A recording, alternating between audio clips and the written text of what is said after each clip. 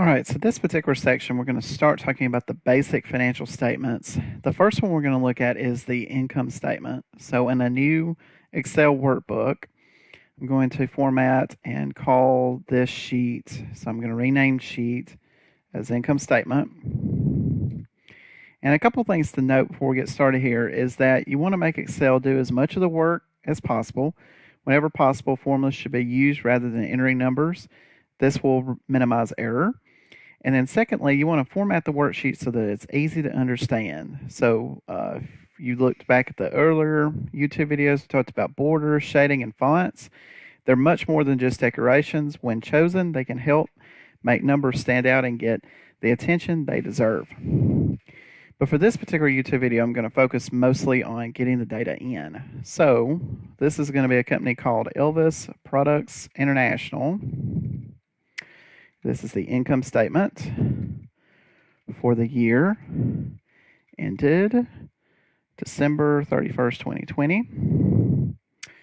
We'll have 2 years of data, 2020 and 2019.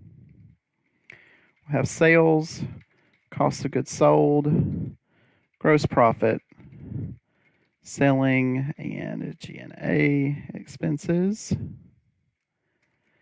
fixed expenses, depreciation, go back and fix that. So this will be depreciation expense. EBIT, that stands for earnings before interest and taxes. Interest expense, followed by earnings before taxes, and then net income. Skip a couple lines and we'll have notes with a tax rate. And in this particular example, we're going to say tax rate is 25%.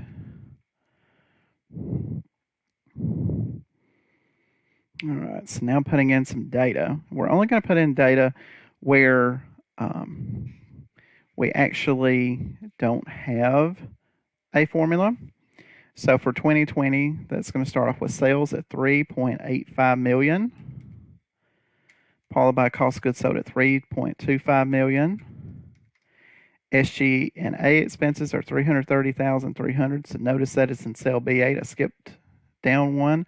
Fixed expenses are $100,000, and depreciation expense is $20,000.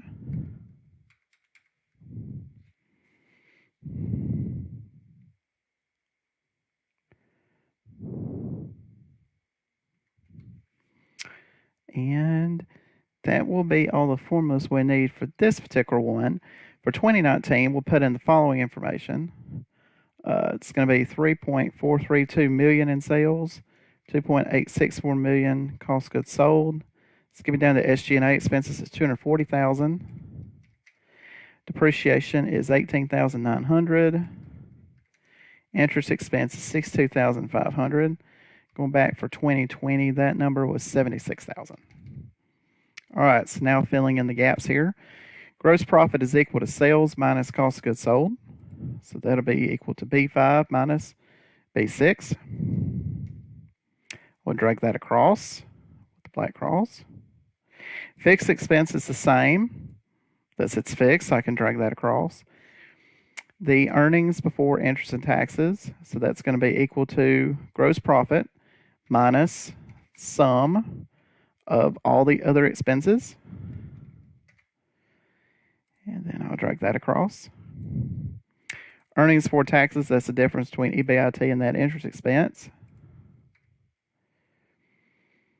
Taxes, that'll be equal to earnings before taxes multiplied by the tax rate in the notes. So B13 times B18. And then net income is the difference. And then we'll take these formulas here and drag those across. One thing to note here, tax rate didn't anchor that, so that's what caused the issue there. So we need to go back and anchor this.